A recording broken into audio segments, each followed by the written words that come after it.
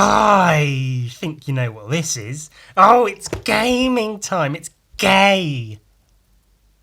Ming time. Oh, ages ago now, I did this. I didn't do it. I played through this book. Steve Jackson's Sorcery, The Shamutanti Hills. That was fun. This is the oldest book I own. Look how tattered and falling apart and cool it is. It smells of fungus. There's videos of me playing that up on my YouTube. Have a look there. That might be interesting. Somebody on Instagram was like, "Hey, did you ever get hold of the role-playing books?" And I was like, "What the fuck are you talking about, Des Fairchild?" The guy who said that on Instagram. And he said that one, like the Shamutanti Hills, the sorcery books that you played the games. Did you ever do? Because I was planning on doing more. I didn't have the books, but I did search them up on eBay. I got the next couple. There's 4 in the series. So this is number 2. I always planned to play through them in videos, but I'll be honest. I figured the previous videos of me playing through this book got sort of fewer and fewer views as the videos went on. There was about 3 videos, I think, and it didn't seem like people were that into it, but so I left it. I thought, fine, I'll play it in my own time. But fuck it. I have been thinking recently maybe I'll play through these on a podcast, and that's what I'm going to do. I don't remember any of the story. There was a manticore. I know it took me like 3 or 4 tries to beat the manticore. And I redrew up the sheet, copied from an old one. I've got a sword. I gave myself a sketchbook and a quill so I can take notes, like in-game, thematically. Obviously, I can take notes as and when I please, but it means in-game, I can take notes. Yeah, that's what I like to do in Dungeons & Dragons and those sorts of games. I like it to be, you know, in real life, you can take notes on a bit of paper while you're playing the game, but I like to have that apply to, you get it. Boarskin suit for boots, suit boots, large mesh net, giant's toe, eyes in brackets. This is copied from my old thing, so I don't recall a lot of it. I've got a big fuck skull, wherever the fuck that came from. I also had a giant's penis and it was crossed out. I think, if I recall, I traded that. Like, I was allowed to trade an item from somewhere for something, and I traded the giant's penis that I decided I took. Because I think the passage said you can take anything from the giant that you like. It had a list of items that the giant had on it, but I was like, well, you know, I'm gonna do what I want to do. So I took the giant's penis. I decided I'm going to be allowed to cut off the giant's penis that I'd killed. I think I met an assassin guy who said he'd help me. That might be what this is, where it says when you start book 2, go to this number and you can start from here. So it's a fighting adventure, fighting fantasy adventure book. One of those choose your own adventures. So it says at the start, you're here doing this shit. To do any of these, turn to these numbers. So you find the number, and then the story continues from there. Now, I love a good map. We do like a good mappity map.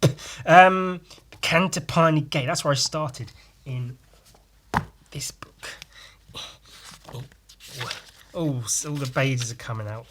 Grand. See, I copied the thing. Where's this start? So this is the gate, and the gate watcher guy being like, "Good luck on your journey, fair traveller."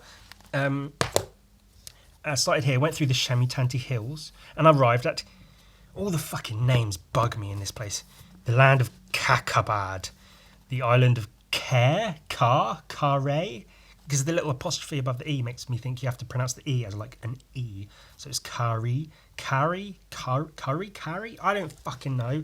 I'm going to be pronouncing them all manner of different ways. So I'm going to go to 79 because I think that was in the previous book. I think I can get into the city via like a back way or something because of this guy I met. Oh, perfect, yeah. Flanker, the assassin you met near Torrepani, arrived in Kari a day ahead of you. If you arrive at either of the references listed below, you may bump into him and talk with him. Memorise these references, you may not write them down. Oh, well, fuck you. This is, if you like, equivalent to whether or not you recognise him. If you arrive at either of these references, turn to the corresponding follow-up reference to see what Flanker says. Okay, so 244 or 110. So I have to keep in mind 244 or 110. Can I? Because it says, okay, we're doing this in game. We're playing this as a roleplay game. In game, I have a sketchbook and a quill. Can I, in game, draw a picture of that assassin and note down, hey, look out for this guy in the future? And then write down these because it's me taking a note of what that guy look. Can I do that? Would you allow that? Let's do this. This is a D3 where if it's 1, 2, or 3, it's a 1. If it's a 4, 5, or 6, it's a 2. If I roll a 1, I can make a sketch and memorise what he looks like. If I roll a 2, 3, 4, 4, 5, or 6, it's no. Okay, I can't. Fine. Well, that was a big waste of time. I'll try and remember 244 and 110. Okay, so let's begin in earnest in that case. Kari, the city of chaos. Oh, that's a good start, isn't it?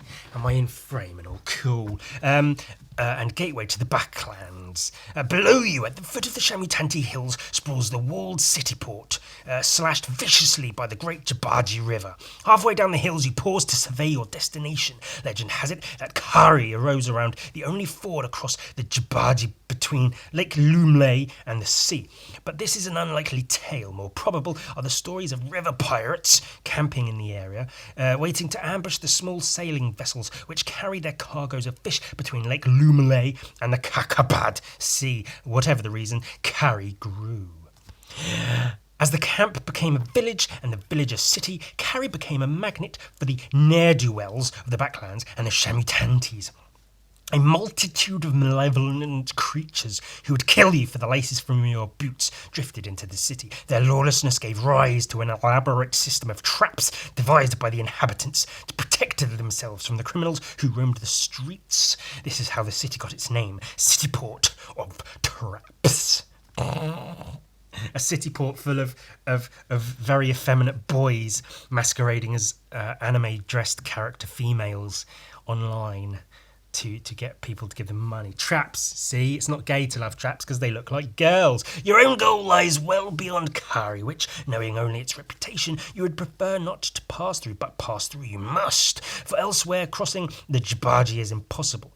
From your vantage point, you can trace the fortified wall which surrounds the city port. 2 gates open Kari to the rest of the world. Before you is the south gate, your only way in, and on the far side of the city is the north gate, leading to the backlands. Sometimes, time is passing, and time is precious. You stride off downhill at a brisk pace and reach a gate within the hour. It is locked. You have a large key presented to you by the Svin chief. You may turn to the reference given when you receive this gift, or, if you do not have the key, you may either knock loudly for the guards, or cast a spell. I have a key. I have a key to the city, and I have a silver key. Shall I try them both? I'll try the silver key, because I think the key to the city... that makes sense. 12. Turn to 12. Key to the city. I forget which key it was he gave me, so... Taking the key from your pack, you carefully insert it...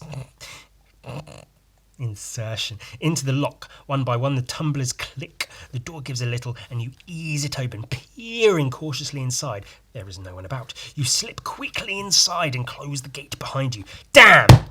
You have left the key in the lock outside. What? Fuck you. No, I didn't. Not a day in my life have I forgotten my keys. I check for my keys 5 times at least every time I leave the house. Even if I leave the house for a minute to pop to the shop to get some fucking milk and shit. I don't leave my keys in a fucking...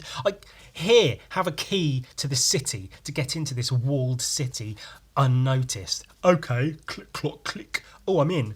Oh, I left it in the door. Duh. Fuck you. Ah, you penis. Cross this off your adventure. Yeek. Fine.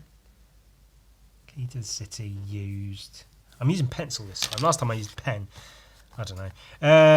You tiptoe into the archway which covers the gate and hide in an alcove. There is no sound and you decide to venture out into the open. Your first cover is a building just inside the wall and you nip over to it. It is made of stone and the windows are barred. Looking inside, you can see that the room is bare apart from a wooden bench on which an old man is sitting. Will you enter the building and greet the man or leave and continue onwards? So there's a bare room with barred windows and a wooden bench with an old man sitting on it. I am going to leave him to it. I'm all but sneaking into this city. The city of traps. I don't need to fucking stop and talk to some random old man. Turn to 218. All right. How far is 218? Come on. You peer around the building and consider your options. A footstep behind you makes you whirl, but too late! Oh shit. God damn it. Two hands grab your wrists and you look up into the leering face of an armoured guard. His powerful grip holds you tight, forcing you forward, and round the corner he opens the door of the building and shoves you inside. The door clicks behind you. Oh, so I'm in that room anyway. Turn to 254. Fucking great. How sneaky of me. Bloody brilliant. 254. Oh, look! The artwork by John Blanche, who's a very prominent Games Workshop artist. His illustrations are really, really cool in this. Room, barred windows, stone, wood bench, candle, rat, old man sat on the bench. Cool.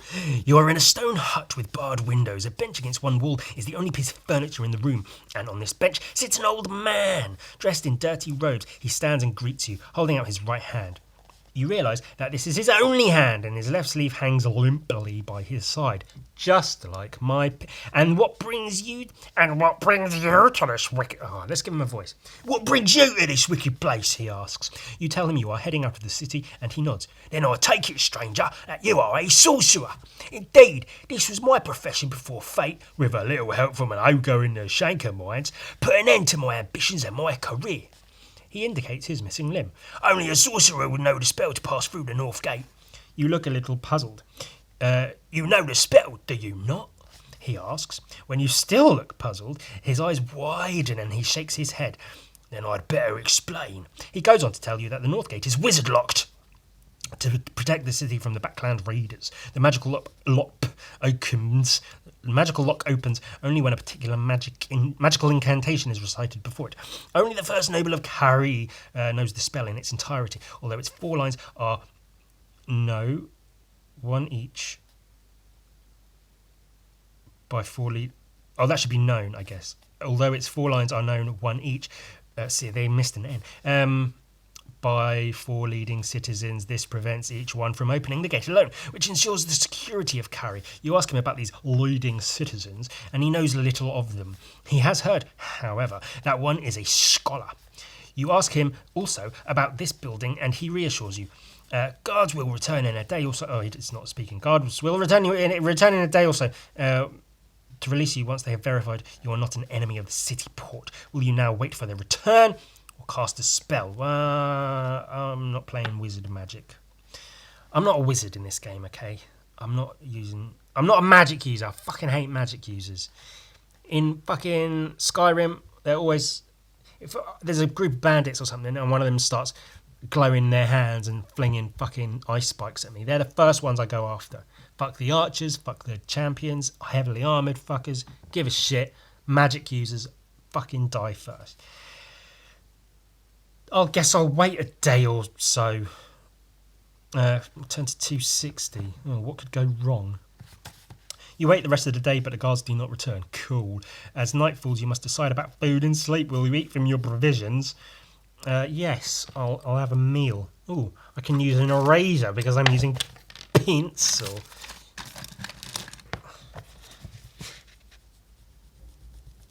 3. I've got 3 meals worth of provisions left. If so, turn to 308. Yum, yum, yum, yum, yum. Bread and cheese, bread and cheese, bread and cheese. And milk from a tit.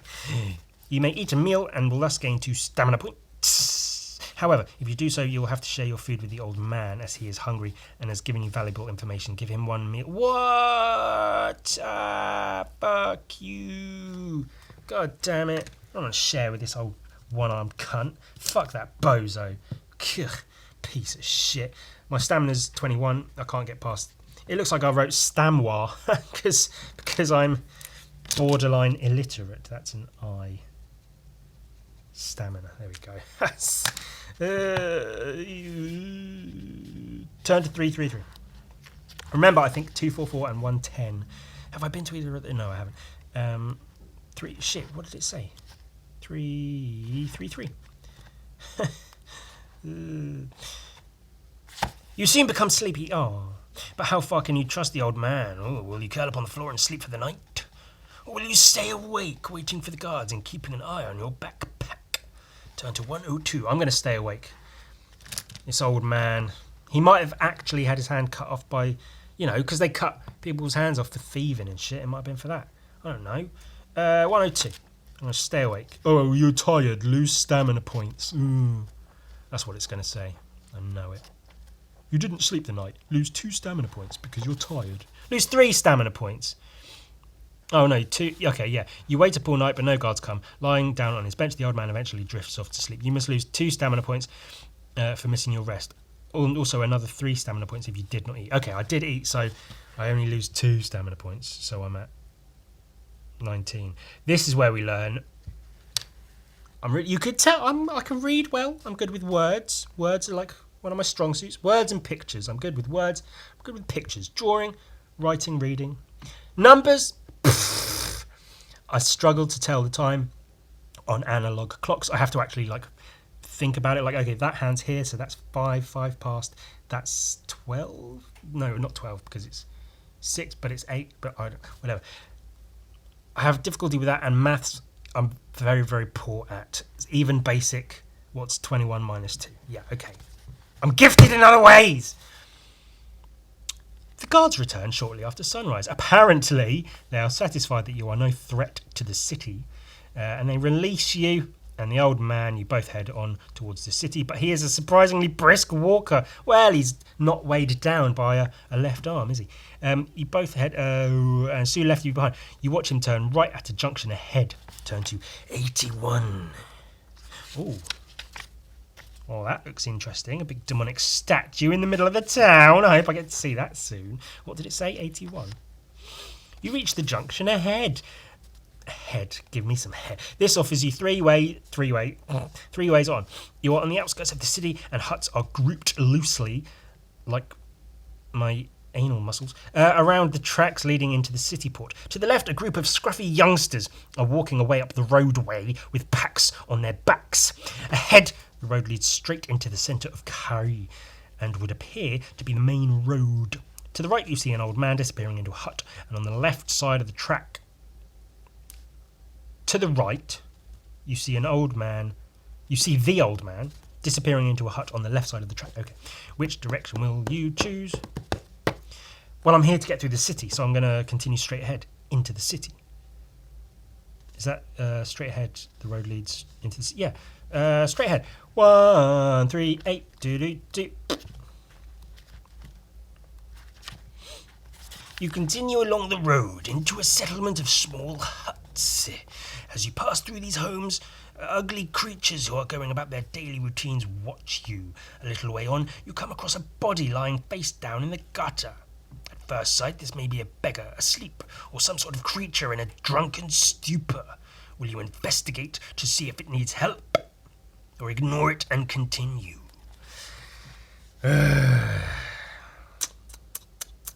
Now, I have a rule in general that I try not to insert myself into situations that aren't, strictly speaking, my business. Like, okay, the other day somebody dropped something and I picked it up and gave it to them because it was like a 3-second thing. But in general, I feel like if I see someone drop something, not that I shouldn't interact, but like it's the social anxiety thing, and I'm like, it's not my deal. I don't know. So that's me in real life. Is I'd walk if I saw a person lying face down in the street in real life, I'd walk past them and be like, hope they're okay. Well, I wouldn't do anything about it. But this is a game, and I'm not me in this game, even though I've got a sketchbook and I'm trying to make me in a game. Where the fuck am I? So I'll see if they need any help. I'm a piece of shit, and I don't help people. That's what I'm trying to say. Was it 254? 256? We've already been to 254. You walk up to the limp body on the ground. Nobody in the street seems to be taking any notice of it. And you bend down closer. You put your hand on its shoulder and shake it. No response. You hold its arm up. You hold its arms and turn it over. As its face swings around, you jump back, aghast. You are looking at a semi-decayed corpse. Its rotting head is half skull, half rotten flesh, and you stifle a shriek of horror. As you turn away from the horrendous face, an evil smile spreads across what is left of its lips, and it springs to its feet. It leaps on you, giving you no time to do anything but draw your weapon and attack it. Oh my god, it's a living corpse. What the actual ass fuck? Fight time. Holy shit, a zombie. A zombie was just lying in the fucking street. And I'll go, are you okay, mate? And then I'll roll it over. And it's a zombie face. And it goes, blah. Bones. You must fight this creature when you have inflicted your first hit. Ooh, turn to... Ooh. Right, skill 6, stamina 6. So combat works like this. I roll these and add my skill. This is where we find out I suck at maths. 8 plus 11, that's 19. Okay, so I rolled a 19. The zombie gets 6 plus 6, a 12, which means I inflict 2 points of stamina damage to it, bring it to 4. When either of us goes to 0 stamina, we die. After you inflict your first hit, turn to 11. Oh, is someone going to see me fighting a zombie in the street and go, oi, what are you doing? That's my fucking uncle. Stop fucking stabbing and chopping apart my uncle. Whoa, what the fuck? Your blow lands squarely in the chest of the foul undead creature. The living corpse reels from its power. But though the blow would have felled any mortal being, it does not kill the monstrosity. Instead, it breaks its body up into 6 components, and all 6 now surround you, clawing, biting, kicking, and shoving. Your battle is now against a head, a torso, 2 arms, and 2 legs, all of which are attacking you at the same time. What the actual...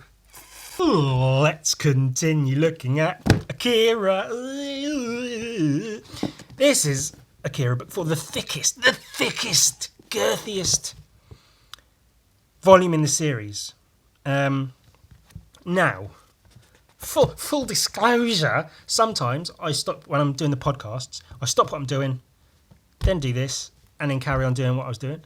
This time around, I did the game first, and now I'm going to do this and then insert this into the... Look at the colour pages. Point being, I spent quite a lot of time playing that fucking game, and this is the thickest book in the Akira series. I don't want to rush through it. Ooh, look at that. Look at that with a nice... Has that got the glint of the fucking lamp on it? Yeah, I don't want to rush through this because it's, I don't want to spend ages on every page, but I don't want to rush. There's a lot, so I might get like halfway through and then we'll look at the rest of it next week. Yeah. Part 2 to be continued. Everyone likes one of them, a cliffhanger. A spray paint graffiti. Wow. Pfee. Long live the great Tokyo Empire. So now, last issue, just watch the last episode. Fucking Jesus. Akira blew up. They shot his friend in the head. Some politician prick tried to shoot Akira, shot his friend in the head, and Akira went all like, mad and scared and shit.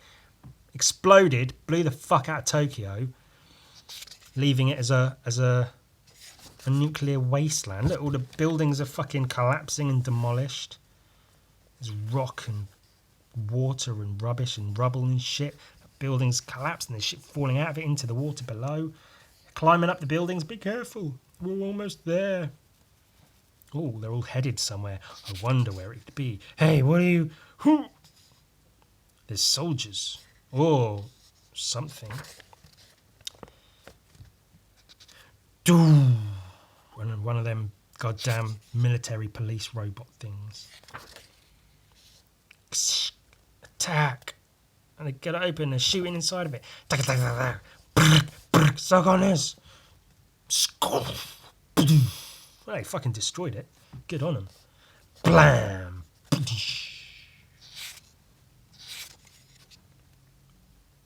I saw recently, I think all I saw of it might have been a thumbnail of a video saying sound effects in comics are unnecessary.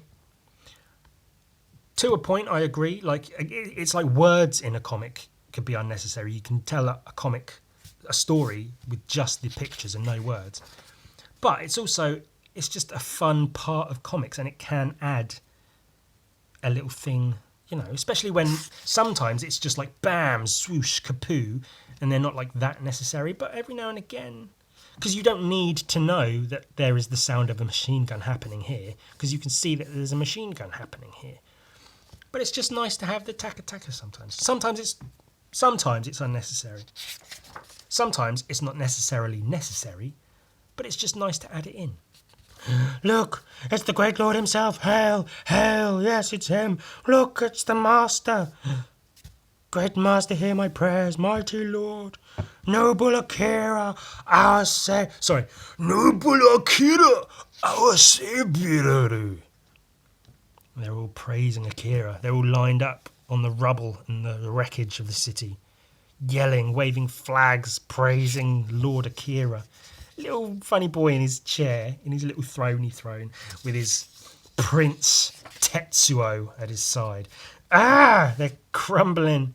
The rubble's crumbling beneath them, and they're falling to their demise. He's flying. It's a miracle. Oh, Jesus. Well, that's fucking cool. So he was falling, and then either Tetsuo or Akira caught him in the air and lifted him up, and now is bringing him over as he's flying there. Lands him on this bit of rock. Oh! My leg. Look, everyone, a miracle. I've been healed. Thank you, Lord Akira. Glory to you, our saviour. He healed that guy's leg. Floated him over and healed his leg. He's actually being a decent fucking lord. And there's Tetsuo bowing before Akira. Wow. God damn. I think this is K. That's obviously K. Looks like we got ourselves a piece of ass. Meat's back on the menu, boys. Hoo-ha.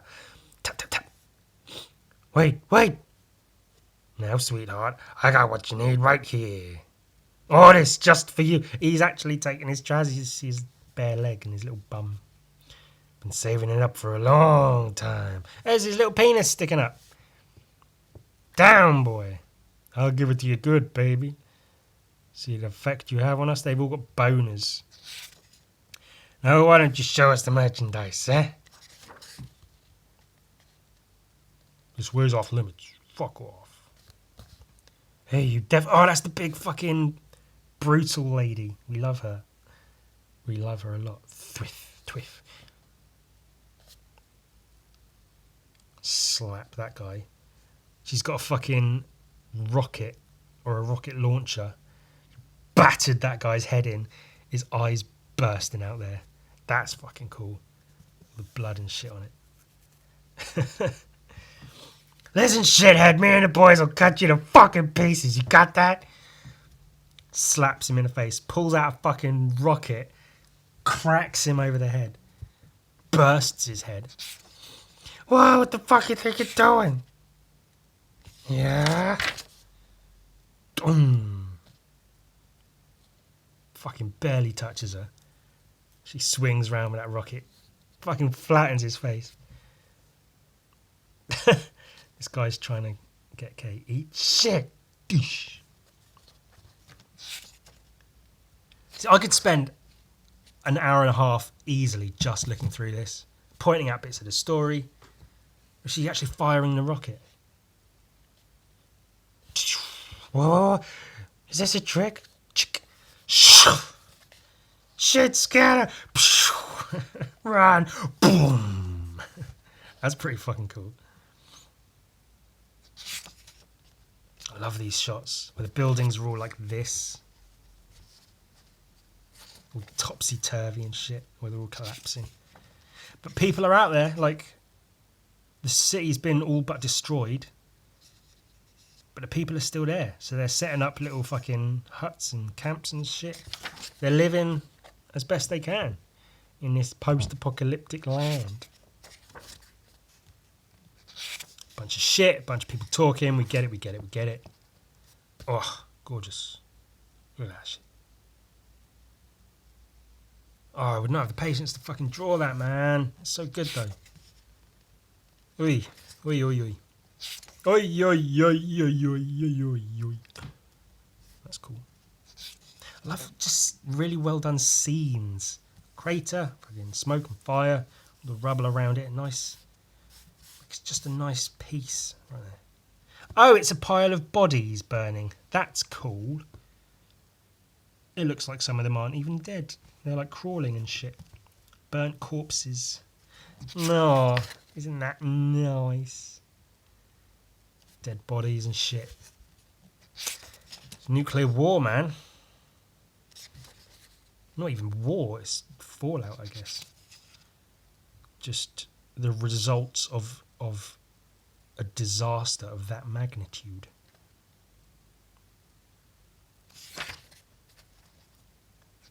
Taking care of the kids.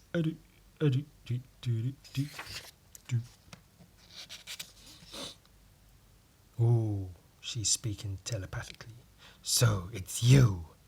Dum, dum, dum, dum. Dum, dum, dum, dum, bing, bing. Dum, dum, dum, dum. Master Tetsuo, they're here. Hey, Master Tetsuo, they're here, huh? Oh. Give it to them. Yes, Master. Everybody take one. Why? What's in it? You three were selected from among many volunteers to be Master Tetsuo's bodyguards. You should be honored. Take those fucking pills. You're afraid they go home? How'd you get down here so fast? I'm fucking Tetsuo, you son of a bitch. These pills are nothing. Something to wake you up a little, to bring out your hidden side. Nothing bad in it. They're just like candies. Sip, gulp. Sit down on the ground while we try a little experiment. Telekinesis. Floating rocks and shit. Talk. See, that's a necessary sound effect. Because, like, otherwise that would just look like rock on ground. But the talk shows you that it's the stone just hitting the floor. Just a little talk.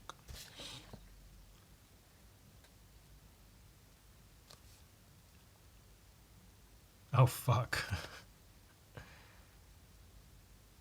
So he's, like, trying to give them psychic abilities through these pills, telling them to move rocks, and this guy's like, I can't do that, guys. I mean, sure, I've been a spoon or two in my time, but a stone, you can't do... Doom! Fucking bleeding out of his eyes and nose. Doom! I love that. Sort of like the double exposure, almost. The doom! Showing you the fucking sudden, like, doom! Bam! Face on the ground. Hey, what's wrong? Forget him. Continue the exercise. So either the pills did that to him. I think that's what happened, yeah. And his brain just couldn't take it. And he just fucked him. Oh, this guy's going through some shit right now. So is this guy, oh, what the fuck? All three of them. This one's dead, but this guy with the glasses is still breathing. Hey, guess he was the only one who levitated the stone, huh? If he hasn't become a complete vegetable, give him the drug and begin his training. He might come in handy. Ooh, he might survive that shit. Let's go. Ugh, so good. Like it's a fucking destroyed building. Boat in there, car, all shit, rubble, the floor, and the other floor, and the fucking shit. Ah, that's good, man, that's good.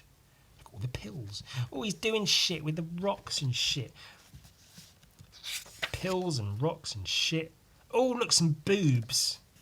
The big woman's boobs. The big, strong, burly woman's boobs. That's cool. Oh, I hope YouTube allows it. Ugh.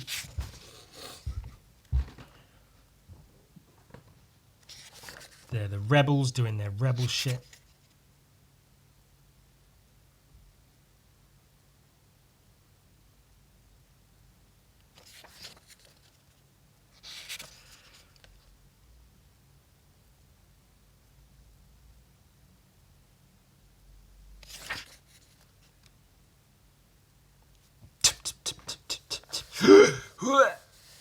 Boom. Ah. One guy chasing another guy. Dirty fucking spy. Shit. Do you know how loud a gunshot would be in like a post-apocalyptic world where there's no traffic, there's no like sounds of industry and fucking whatever, where it's just, you can hear people around, but it's just a quiet, silent city, and you just hear a fucking gunshot ring out. It probably wouldn't be that loud, I don't know. It'd be as loud as a bang. This man is a foreign spy. Ours is a young nation. Some might say it's vulnerable.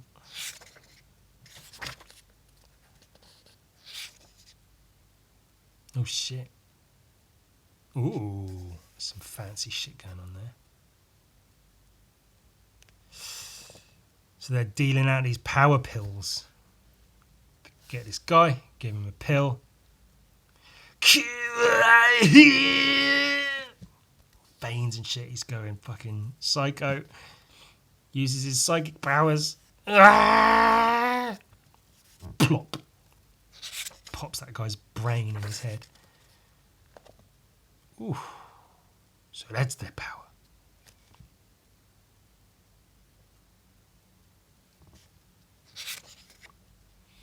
All thanks to our Saviour for his divine protection.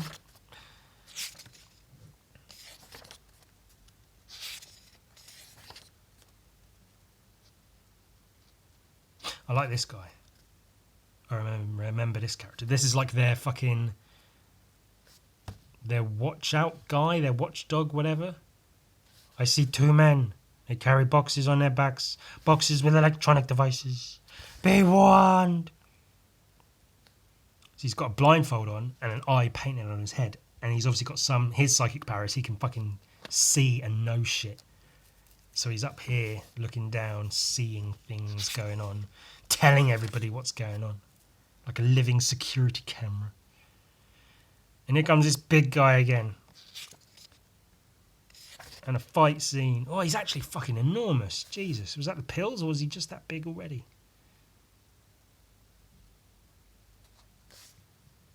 Beating pretty hard on that guy. Psychic powers his brain into mush. Makes him dead. Oh, he falls face first into broken glass. And he stamps on his head. Fuck. Ah!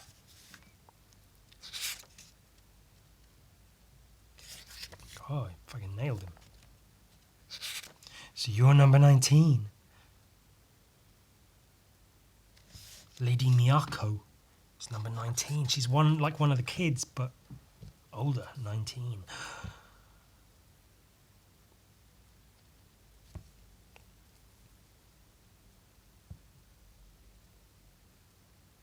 But that's impossible. Only the child mutants from the secret laboratory have those marks. The laboratory, I remember it well. That's where you came from? The doy? 30 years ago. Take this. It's medicine that will ease their suffering. Oh, she's helping out the kids. Hey, over here. Don't shoot. I want to help. I see a new unknown. Another intruder become his guide. They have passed the range of my sight. Oh, can't see him anymore. Never mind. Akira! Oh, they're all carrying him on like a little portable throne thing. That's cool. It's all like, obviously this came first, but like Mad Max Fury Road with all the shit made out of like bike and car parts and stuff. It's pretty good. Pretty good. Making food like soup or something for all these people, filling it with these power pills. Trying to create a fucking army of psychic psychopaths. God and damn.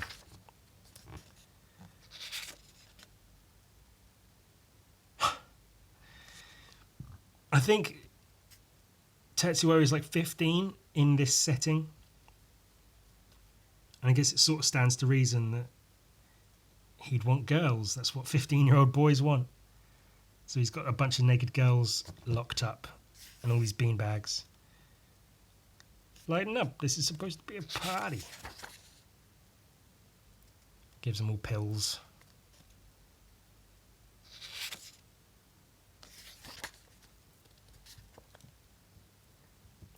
I guess this is the orgy scene? Gang bang, I don't know. The one girl kissing his metal hand and he's like, you, give me you. Oh Jesus, he's fucked him up. Dun dun dun dun. Some flashback shit. Oh, he's having like, yeah, flashbacks of him and Canada.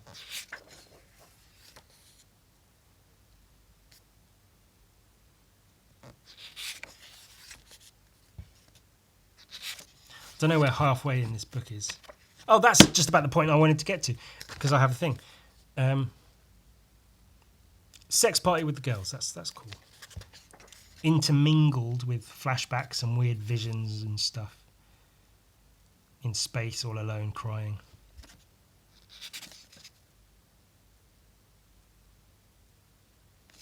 It's the sort of thing you really need to read to get through. There was a book people put together called Bart Kira, where they took the entire work of Akira, and they had a set list of like characters they replaced with Simpsons characters, and then they put it out to artists on the internet. This was, I don't know, 10 years ago or less, maybe 5, 7, something. And so each artist took like 2 or so pages, did their own drawing of, they took 2 pages from the Akira book, replaced the characters with the Simpsons, drew it in their style, whatever. I submitted some that weren't chosen to be in the book. And these, because I chose of the available pages left, I was in it quite late, and that's probably why I wasn't chosen. But it was this page and this page. Tetsuo comes down to talk to Akira while Akira's just playing. And then I think Akira threatens to fuck Tetsuo up with his mind powers. The only copies I could find of these low quality printouts I did for my portfolio at the time. So in the Bart Kira book, Akira is Ralph Wiggum, which is quite funny, and Tetsuo is Milhouse, which is also quite funny because that's the thing I'm doing. And then Kaneda was Bart. And a lot of it sort of made sense, the characters that they sort of made be whoever. But yeah, so I took this panel and had it but Ralph Wiggum. Got like the clock in there, a little teddy bear I put in. Hand painted, not my best work, but yeah, it's all right. And then the foot with the pack sound effect, and then Tetsuo and Akira, and Tetsuo and Akira. I could draw it like everything. I could do it better now. And I love just Ralph's face, just Ralph being Ralph. And he turns around here just to look at him. And then there's that page. Well, I tried to get the backgrounds looking fairly similar to the actual thing. And the foreground, the characters and stuff. I was actually quite happy with that because, here it's quite like He's sort of looking up through his brows and there's some tension there. But then here it's just Ralph's face, just like... and then Milhouse being like, what? What? He's like angry but then fucking intense through his glasses. I thought it was quite cool. I don't know. Maybe I should do a comic with the Simpsons and Milhouse and make it fucking, post-apocalyptic. Maybe I will. Quick note! I almost forgot I had to go back to recording. These three people have won. Matto Saw, Chris Fab, and Roggerface have all won a copy of Gun Viking 24, the 24-hour Gun Viking comic extravaganza. This is still for sale at ewan.com. Go buy lots and lots of copies. You three people, at least all of you have won shit before, but you've won again. Message me, give me your addresses again, because I don't keep that shit on file. I'm sure I could find it if I tried, but trying is effort. I've got a lot to do as it is. I can't be fucking tracking down everyone's addresses. Yeah, I'll send these out to you. I don't have much else to give away. Maybe some Flesh Bob stickers and shit. This one's screwed up. Maybe I'll give you that one. Just cause. Hey! Fuck! Holy bullshit. God damn, I'm being attacked by... Oh, there's a little cat. And a turd. Very cool artwork. Man, then I fucking... So I smack it in the chest, and now it blows apart, and then all of its parts are individually fucking attacking. Treat each part of the corpse's body as a separate opponent and roll to determine its attack strength. You can roll your own attack strength. Any part of the body which has a higher attack strength than you inflicts one hit. For your own attack, roll one die to determine which part of the body you will fight. Your blow is aimed at the body part rolled. If your attack strength is higher than that part of the body, you have put it out of action and will not roll for its attack strength in subsequent rounds. Okay. So I only need to hit... So it's 1 hit point per body part. I just need to hit them and strike them down. If you defeat the creature, turn to 276. Okay, right. Jesus Christ. So I've done mine. So it's its turn to attack. Each as a separate opponent and roll to determine its attack strength. Good God. Okay. So its attack strength is... So the head starts biting at me for an attack strength of 7, and I get 11. Well, I mean, oh, that's true. Yeah, as long as 12, it's got to roll like a double 5 or a double 6 at least, haven't I? On this, so the head bites at me and does nothing. The torso fucking bumps against me. Oh shit! 10, 11, 12. Okay, so even if I roll a double 1. That gives me 13. 12, 13, 14. So really, yeah, they need to roll... Each of these needs to roll a double 6 to really do anything to me. Left arm... Fucking hell. Okay, fine. 11 plus 3 is 14. It's anything... Okay, 6. Okay, so I'm fine. I'm fine. Right arm,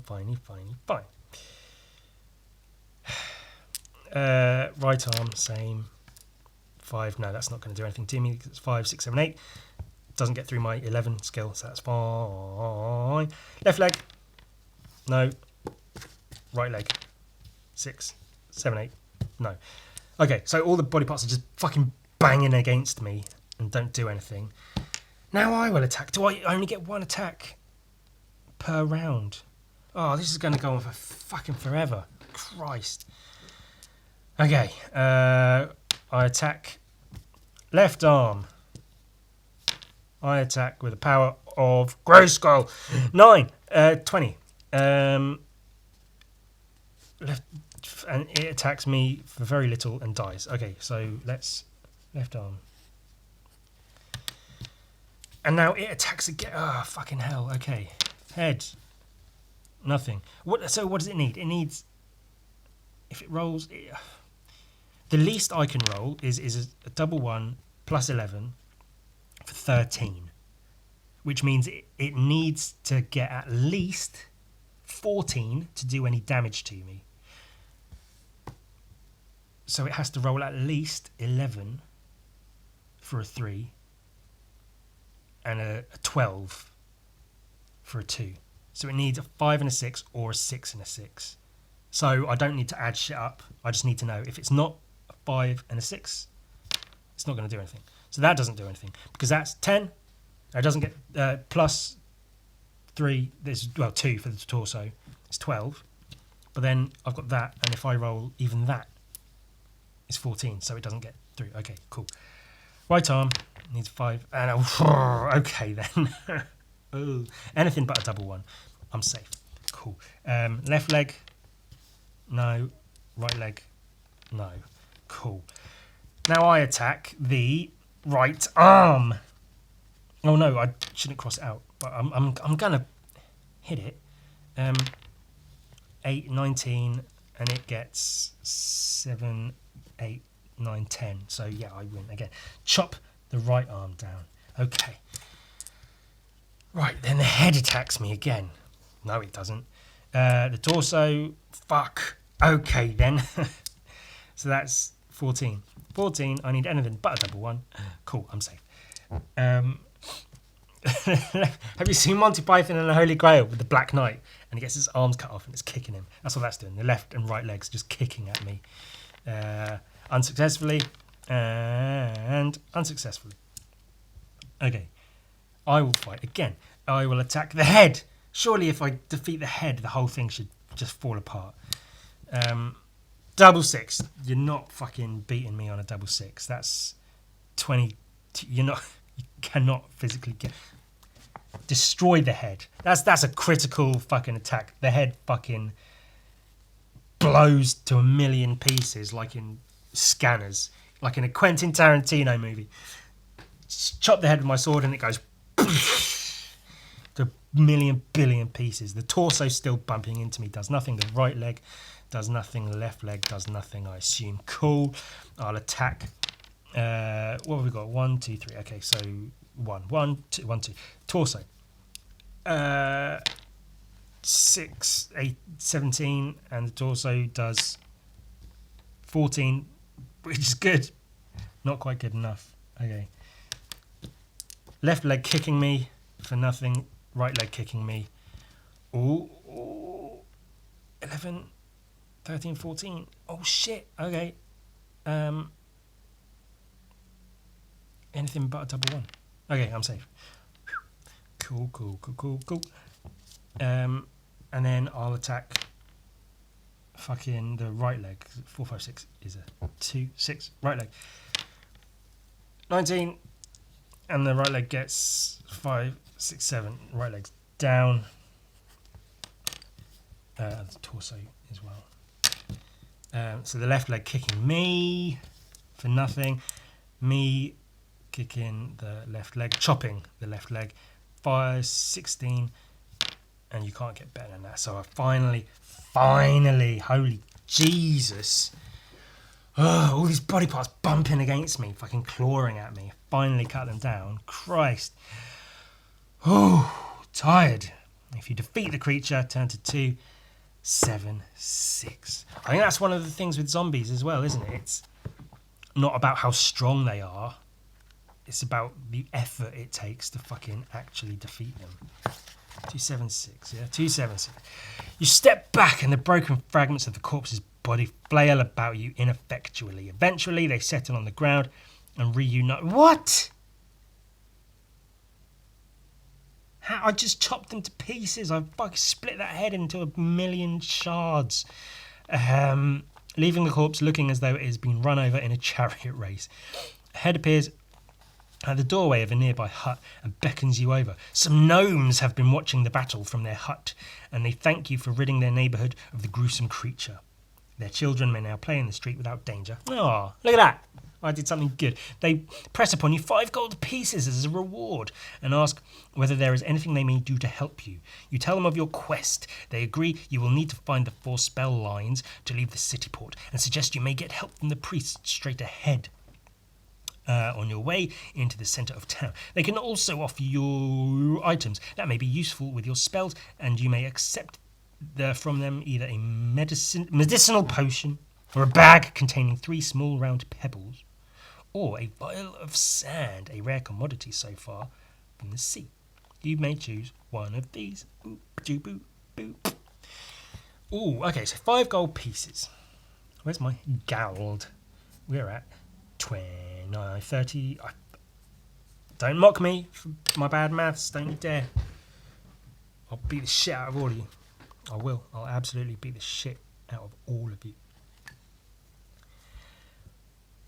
And so what? I can choose a medicinal potion, a bag containing 3 small round pebbles, or a vial of sand, which is very rare because I'm so far from the sea.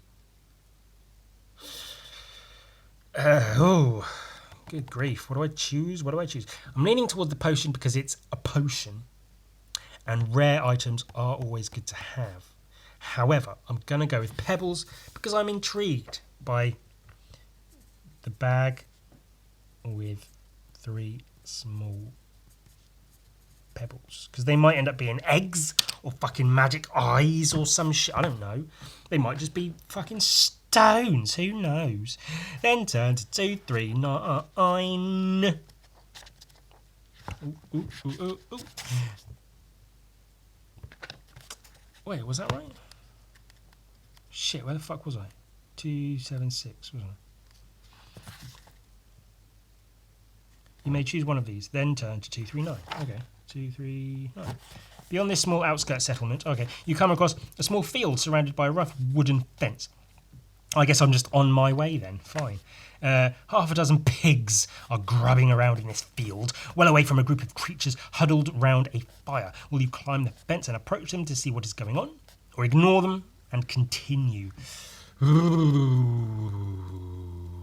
Again, I'm torn between I'm on a quest, them huddled around a fire is none of my business, I should leave them to it and carry on.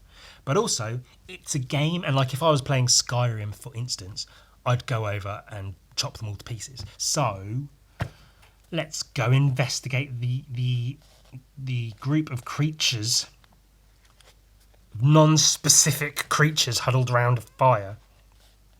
Turn to 307. You stride across the field, striding, like a pimp, towards a group of odd-looking creatures gathered around a fire. Roasting on a spit over the fire is a large pig which they have killed. This may be a suitable place for you to rest and eat provisions. Do so if you wish. When did I eat? I ate yesterday, didn't I? I've not lost any stamina. Yeah, I have. Ooh, okay, I will. I'll eat provisions. Oh no, I'm running out of fucking food, man. God damn it. I'll eat provisions on 1 meal. I've only got 1 meal's worth of provisions left and I'm back up to full health. I ate my cheese wheel and my vegetable soup. Oh no, that would fucking give me loads of stamina, wouldn't it? Otherwise, you can befriend them. And when the pig is cooked, join their feast for a free... I didn't read ahead. I'm going to join them. I'm going to befriend them and get some fucking pig meat in me. All right. Now we learn you read ahead before you make decisions. Otherwise, you can befriend them and when the pig is cooked, join in their feast for a free meal. Ooh.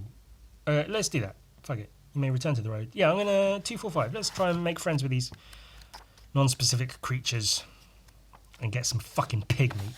The poachers, poachers, are a mixed bunch and ignore the fact that you are a stranger. You tell them a few stories and jokes and they are happy to share their pig with you. Ah, hey, let me tell you this one time. I had this giant's penis. Traded it for like some gold and shit. Yeah, it was brilliant. Traded it for a net. This guy was like, I've got this really rare net. What have you got to trade for it? And I traded him a giant's penis. And they laughed and they gave me some pig.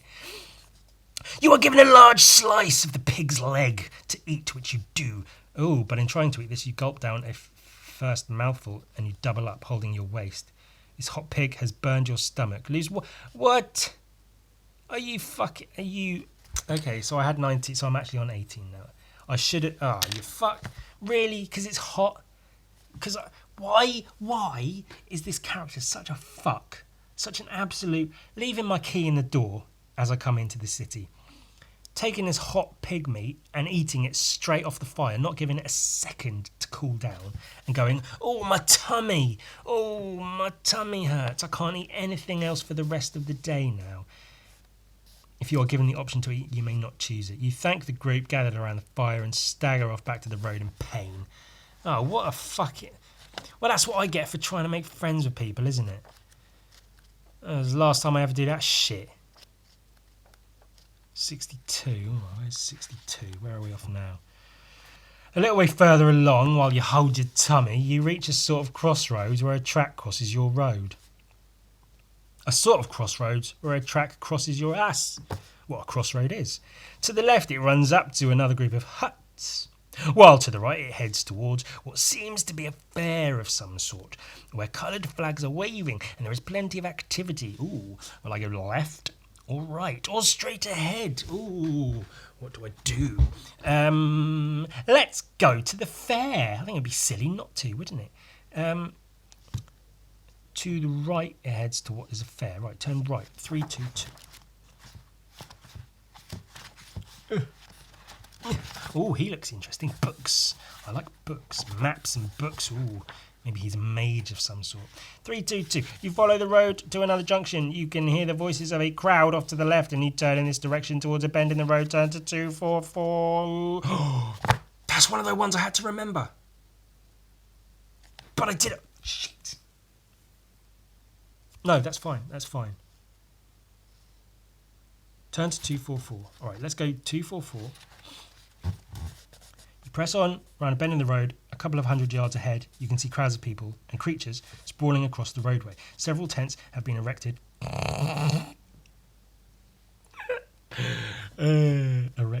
Which are joined by lines of colourful flags. I was going to say something about fags then, that's homophobic, I won't do that. Some sort of festival. You decide to continue to see what is going on. You mingle with the crowd and pass around the various events. A group of musicians is playing a merry jig for a troupe of dancers. Elsewhere, a dwarf has trained a dancing bear on a lead. That's probably not great. And from a marked out ring under a canvas, a ruffian is asking for challengers to take on his champion. Do you wish to watch the dancers, watch the dancing bear, try your luck against the champion, or leave the festival? Hang on. I see a face in the crowd. I swear I know that guy from somewhere. I swear I know that guy from somewhere. 79. I'm the wrong bit. 2, 4, 4, turn to 1, 1, 1. See, I remembered the fucking thing. I didn't have to write down. Aha! My friend and enemy! Laughs Flanker as he recognises you. Like myself, you also enjoy the fun of the fair.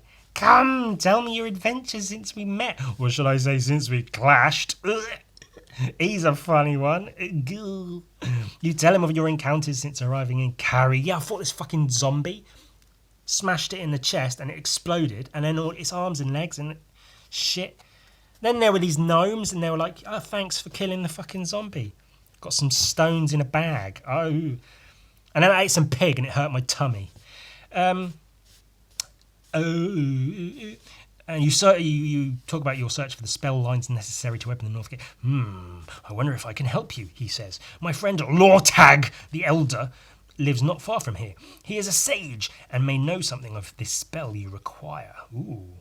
If you already have one of the lines to the spell, you have already visited Lortag. Oh, so I haven't. So return to... If you do not have any lines for the spell, you may let Flanker take you to his friend. He will take you back towards the south gate and along a road where a well-kept house is standing. He will then leave you and you may walk to the front door. Ooh. This is the fair, I guess. Yeah, a guy dances and a bunch of shit. Really cool details. Little fucking elf goblin things dancing in the front there. Cool boat on the shelf. A bird. Really cool illustrations, man. Well, shit. I was gonna fucking hang out at the fair for a bit, but fuck it. Let's go.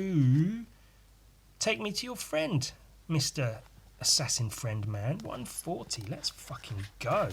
Let's get me one of these lines of the fucking thing. You stand in front of a solid oak wood door decorated with elaborate carvings. In the middle is a great brass knocker. This book's full of them. Fucking knockers. We love them.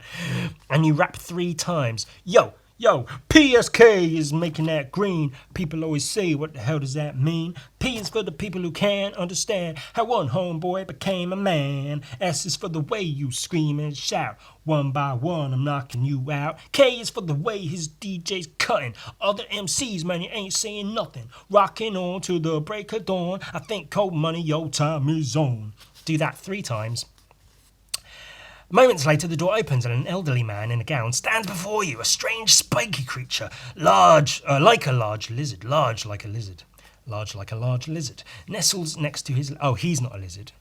A strange spiky creature, like a large lizard, nestles next to his leg. You greet him apprehensively. He returns your greeting and appears to be not unfriendly. Well, that's nice. That makes a change. He will allow you to enter, but not with your weapon. Ooh. Well, yeah, I'm going to... Here, fine, take my fucking sword. My hands are lethal weapons anyway, you bitch bastard. I don't give a shit, or a fuck, or even a piss. I don't give a giant's penis. I'll fight you with my large mesh net and big fuck skull. I'll smack you with a big fuck skull. 229 to hand in my weapon and entray the hut. 229. He takes your weapon and leaves it by the door. He seems genuinely friendly. He seems genuinely friendly. Introducing himself as Lortag, the Elder, a scholar and sage. You follow him into his study. Turn to 336. Is this going to be the guy I saw the picture of? Huh? Is it? It bloody is. Lortag, my man. You follow him into a study, an elegant room lined floor to ceiling with books. You converse with him on the way and learn that he is a sage and scholar who now teaches local children. He seems to be a fairly peaceful fellow, quite out of character with the city he lives in. Quite. He explains he has had a good life and wishes to spend the rest of it doing what he can to help civilize the city. As it is apparent that he may be able to help you with your quest, you ask him if he knows anything of the spell needed to open the north gate. Indeed, I know one line of the spell, he says, and this I will gladly tell you if you can help me with a problem I am having. You agree to help if you can. I have recently been trying to decipher some runes. I am working on an exercise, but I am now stuck as I do not know which rune follows in the sequence. Which would you say should follow? You have some time, some knowledge. You have some knowledge of runes and study the problem carefully. Look at the sequence depicted in the illustration and choose the rune that you think should follow. Okay, so I guess... Is this the... And then I have to... What? Well, Jesus, I don't fucking know. Christ on fucking Christ stick.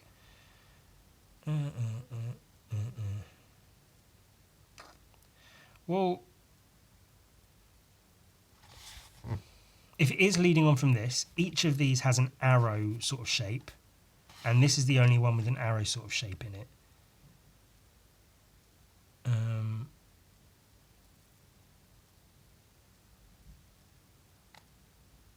Or is that just that? Similar, but I'm going to say this one because it's got an arrow shape in it. 255. You're wrong. You catch fire, you spontaneously combust, and you're dead, and that's the end of the adventure. That one, he scoffs. Why, even my own pupils could see that this is not the right rune. Goodness me, I do believe... You will have to rely on a lot of luck to get through your journey. He laughs loudly. You decide it's about time for you to leave. Before you go, my friend, I'm not even doing his voice now, he's just mocking me. I will give you something to give you the luck you will need. Here, take this. He gives you a small oatmeal cake and tells you that if you eat half of this cake, your luck is guaranteed at any time. In the journey ahead, if you are called on to test your luck, you may instead eat the cake. If you do so, you'll automatically be lucky without having to make a dice roll or deduct from your luck. The cake will work twice, once for each half. You thank him for his kindness and leave his house, collecting your weapon on the way. Good. I forgot a key. I don't forget my fucking sword. Turn to 133. I might have to leave it there for now. What have I got? What did it say? An oat? A sweet oat cake? An oat? Oat cake? Cock? A cock? Oatmeal cock.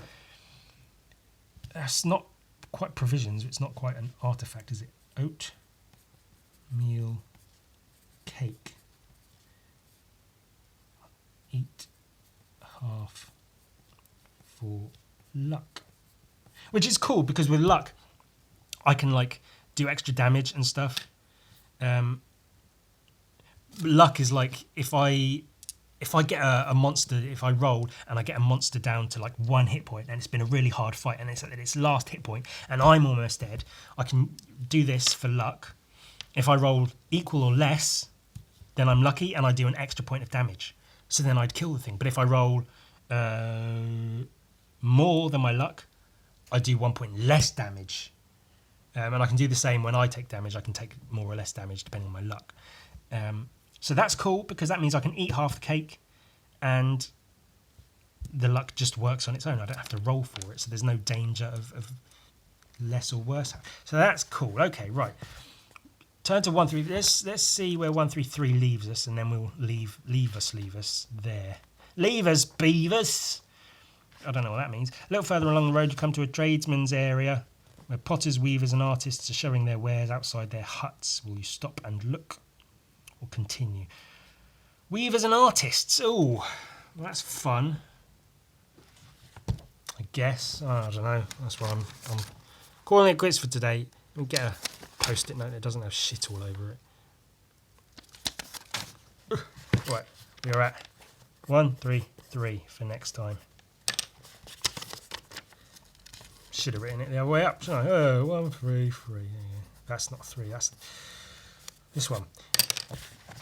Ooh, wow, that was fun and enjoyable, wasn't it, everybody? Oh, wow, can you believe that fun and excitement in Gary's? That's actually quite cool. I'm enjoying it. I don't know, maybe it's fun to watch, I don't know. I enjoy it. It's fun. It's a bit fun. It's just a game. It's just a game. Come on, man. I fought a zombie. I got a cake. That guy at the end was a prick, wasn't he? Jesus. Oh, it's probably this rune. This rune? You fucking idiot. It's clearly not that rune. You're stupid. Get out of my fucking house. Oh, here, have a cookie. Now get the fuck out of my house.